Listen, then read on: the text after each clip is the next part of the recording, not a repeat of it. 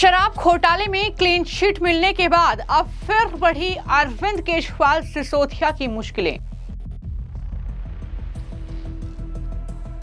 Raut Avenue court के फैसले को सीबीआई ने हाई कोर्ट में दी चुनौती। मनोज तिवारी ने कहा, झूठ हारेगा, दोषी को सजा जरूर मिलेगी। केजरीवाल के बरी होने पर जश्न मनाने वाली कांग्रेस का हुआ पर्दाफाश।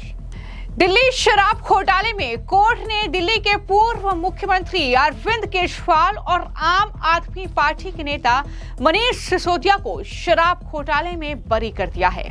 अभी जश्न ही मना रहे थे अरविंद केजरीवाल सिसोदिया की नई मुश्किल में पड़ गए हैं। दरअसल राउत एवेन्यू कोर्ट के फैसले को सीबीआई ने हाई कोर्ट में चुनौती दी है। सीबीआई ने आबकारी नीति मामले में केजरीवाल, मनीष सिसोदिया और 21 अन्य को बरी करने का जो निचली अदालत का आदेश था उसको चुनौती देते हुए दिल्ली हाई कोर्ट का रुख किया है। यानी दिल्ली हाई कोर्ट में जो याचिका एक तरीके से दायर की गई है, जो रिक्वेस्ट की गई है, जो निचली अदालत के फैसले पर सवाल उठाए गए हैं, उस पर अब दिल्ली हाई कोर्ट का क्या रुख होगा वो कहीं ना कहीं देखने वाली बात होगी। दिल्ली की राउत एवेन्यू कोर्ट ने शराब घोटाला मामले में सीबीआई द्वारा जो 23 आरोपी बनाए गए थे उन सभी को बरी कर दिया है। सीबीआई ने 23 आरोपियों के खिलाफ चार्जशीट दाखिल की। कोर्ट ने इनके अलावा तेलंगाना के पूर्व सीएम रहे के चंद्रशेखर राव की पुत्री के कविता के खिलाफ भी केस बंद करने का आदेश दिया है। तो एक तरफ सीबीआई ने हाई कोर्ट का रुख कर लिया है, तो दूसरी तरफ बीजेपी इस पूरे मामले को लेकर अरविंद केजरीवाल पर हमलावर है और मनोज तिवारी ने बाकायदा प्रेस कॉन्फ्रेंस की है जिसमें उन्होंने ये दावा कर दिया है कि झूठ हारेगा, दोषी को सजा जरूर मिलेगी। उन्होंने कहा कि हमें विश्वास है कि यह मामला हाई कोर्ट में जाएगा। दिल्ली को लूटने वाले शराब घोटालेबाज केजरीवाल को सजा मिलेगी, यही उनकी आदत है। जमानत मिलने के बाद भी वो नाचते हैं। सीबीआई के पास सभी सबूत हैं और हमें विश्वास है कि ऐसे भ्रष्ट लोगों को हाई कोर्ट में सजा मिलेगी। क्या कहा है मनोज तिवारी ने, जरा सुनिए। दोस्तों, आज की जो परिस्थितियां हैं उसमें एक लाइन बहुत महत्वपूर्ण है और वो ये है कि भ्रष्टाचार और भ्रष्टाचारी इनके बहुत सारे हाथ पांव होते हैं, मगर सच्चाई ये है कि कानून को साक्ष्य नष्ट करके देर तक आप भ्रमित नहीं कर सकते। जब से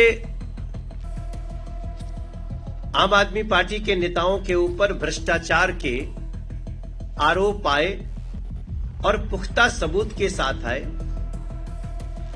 तब ये बात हमेशा आती रही कि ये लोग साक्ष्य मिटाने में बड़े माहिर हैं और ये साक्ष्य मिटाने की पूरी कोशिश करेंगे। इसके बावजूद उनको जो करना था वो करते रहे। आज एक निचली अदालत से जो भी आया है, कानून का तो जवाब, कानून तो कोर्ट में ही बात करेगा, लेकिन हम आपको कुछ बात जरूर बताना चाहते हैं।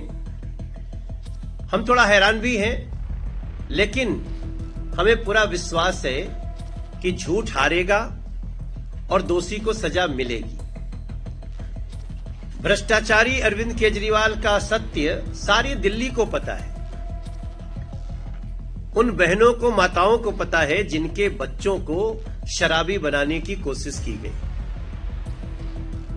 उन गलियों को पता है जहां पर गलियों में शराब के ठेके खोलने के लिए सारे नियम कानून को ताक पे रख दिए गए। उन माताओं बहनों को पता है जहां शराब पीने की उम्र घटाकर शराब व्यापारियों, शराब माफियाओं के पक्ष में काम करती हुई दिख रही थी। और ये सवाल पूरे दिल्ली के मन में है और था भी, आज भी है, कल भी रहेगा और उसका फैसला होगा कि अगर दिल्ली का ये न्यू एक्साइज पॉलिसी, इसमें भ्रष्टाचार नहीं था, गड़बड़ी नहीं थी, तो उसको दिल्ली की अरविंद केजरीवाल सरकार ने क्यों हटाया? आज ये यक्ष प्रश्न खड़ा है, सबके सामने खड़ा है। जिसने बनाया, हल्ला होने के बाद, सारी जानकारी आने के बाद उसी ने हटाया, ये एक बहुत बड़ा साक्ष्य है। दूसरा, पहले सरकार को 12% कमीशन मिलता था एक्साइज में और 2% कमीशन बेचने वाले को मिलता था, लेकिन जस्ट उल्टा किया गया। अब 2% सरकार को मिलेगा और 12% शराब माफियाओं को मिलेगा। क्या इसके बावजूद भी किसी और साक्ष्य की आवश्यकता है? और ये सारा उन्होंने न्यू एक्साइज पॉलिसी में किया। और हम बार बार कहते थे सबूतों से छेड़छाड़ हो रहा है, हमारे अध्यक्ष कहते थे, हमारे हर सांसद कहते थे, विधायक कहते थे, जो दिल्ली की जनता कहती थी। लेकिन जनता सच्चाई जानती है और सच्चाई जानने के बाद ही जनता ने सजा भी दिया। क्या एक पर एक फ्री शराब की बोतल देने का यह अपराध नहीं किया उन्होंने? सर्वोच्च अदालत ने भी जमानतें ठुकराई। सर्वोच्च अदालत ने एक सीएम के रूप में इनको फाइल साइन करने के लिए भी रोका। वो साक्ष्यों का ही प्रभाव था। और ये बात मैं इसलिए आपसे कह रहा हूं कि आप सबने रिपोर्ट किया है, सबके पास रिपोर्ट है, साक्ष्य है कि इन्होंने शराब घोटाले में 173 फोन नष्ट किए। 173 फोन को नष्ट करना ये छोटा साक्ष्य नहीं होता है। और इसलिए आज अभी थोड़ी देर पहले सीबीआई का भी एक प्रेस कॉन्फ्रेंस हुआ है आप सबके सामने। सीबीआई उच्च अदालत में जा रही है। हम किसी अदालत पर टिप्पणी नहीं करेंगे, लेकिन हमें पूरा विश्वास है कि ये केस उच्च अदालत में जाएगा और दिल्ली को लूटने वाले, दिल्ली को कई तरह से लूटने वाले ऐसे शराब घोटालेबाज अरविंद केजरीवाल को सजा मिलेगी, ऐसा हमारा विश्वास है। क्योंकि सीबीआई उच्च अदालत में जा रही है और इनकी आदत रही है, ये तो बेल मिलने पर भी डांस करते हुए आते हैं। तो एक निचली अदालत के और ये कहते हुए कि हमें साक्ष्यों की कुछ कमी आ रही है, वो साक्ष्य सारे सीबीआई के पास हैं और वो साक्ष्य सारे उन सारी एजेंसियों के पास हैं। हमें पूरा विश्वास है कि ऐसे भ्रष्टाचारी को उच्च अदालत में सजा मिलेगी। तो इस तरीके से मनोज तिवारी ने बड़ा हमला बोला और ये कहा कि दिल्ली के युवाओं को शराबी बनाया है, शराब माफियाओं से मुनाफा कमाया है, सबूत से छेड़छाड़ की गई है। दिल्ली की जनता सारा सच जानती है कि शराब घोटाले में 173 फोन नष्ट हुए हैं। ये भी दरअसल मनोज तिवारी के जरिए कहा गया है।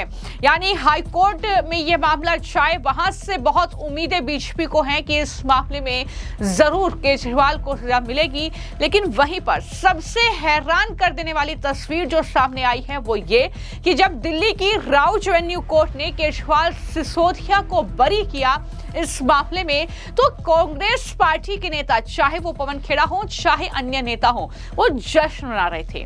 वो सीबीआई ईडी पर हमला बोल रहे थे, वो केंद्र सरकार को घेर रहे थे और उन पर आरोप लगा रहे थे केंद्रीय जांच एजेंसियों के दुरुपयोग का। लेकिन अब दरअसल सच ये है कि केजरीवाल जब जेल गए उससे पहले अरविंद केजरीवाल पर सबसे पहली जो आधिकारिक तौर पर शिकायत थी दिल्ली पुलिस में, वो अरविंद केजरीवाल के खिलाफ कांग्रेस ने ही दर्ज कराई थी। जी हां, शराब घोटाले में केजरीवाल की भूमिका के लिए कांग्रेस ने दिल्ली पुलिस में उनके खिलाफ कार्रवाई की मांग करते हुए आधिकारिक शिकायत दर्ज कराई थी। ये शिकायत भी आप देख रहे हैं और आज वही कांग्रेस है जो निचली अदालत से उनकी रिहाई का जश्न मना रही है, उन्हें बधाइयां दे रही है। जरा सुनिए कांग्रेस पार्टी के नेता क्या कह रहे हैं। देखो भाई, बात यह है, बधाई देना चाहता हूं केजरीवाल साहब को और सिसोदिया साहब को, लेकिन मेरे को ये समझ नहीं आया कुछ भी कि बहुत बड़े इल्जामात लगाए केंद्र सरकार और जिस प्रकार से 1.5 साल अंदर रखा। सुना तो जाता है कि जो गंभीर आरोप होते हैं उसी में ही 1.5 साल बाद जमानत मिलती है, मर्डर जैसे केस जो होते हैं। तो मेरे को लगता है ये गवर्नमेंट झूठे केस बनाती है, फिर बाद में कोर्ट में वो ठहरते नहीं है। ये उनके खिलाफ भी विक्टिमाइजेशन की कार्रवाई की गई थी, तो ये ठीक नहीं था जी। ठीक है, तो गवर्नमेंट को ऐसी हरकत नहीं करनी चाहिए जो कोर्ट में केस ना ठहरे हो, तो झूठे केस नहीं बनाने चाहिए। तो यही असलियत है कांग्रेस पार्टी की कि केजरीवाल पर ऑफिशियल एक जो केस था वो दर्ज कराया। वो दरअसल दिल्ली पुलिस से रिक्वेस्ट कर रहे थे कि केजरीवाल पर एक्शन होना चाहिए, लेकिन आज सब एक ही थाली के चट्टे बट्टे नजर आ रहे हैं और इस तरीके से जश्न मना रहे हैं केजरीवाल के बरी होने का। लेकिन अब मुश्किलें बढ़ चुकी हैं क्योंकि सीबीआई इस मामले में हाईकोर्ट पहुंच चुकी है। अब हाईकोर्ट का क्या रुख होगा ये कहीं ना कहीं देखना होगा। फिलहाल आपकी इस मामले को लेकर क्या राय है हमें कमेंट बॉक्स में जरूर लिखें। धन्यवाद।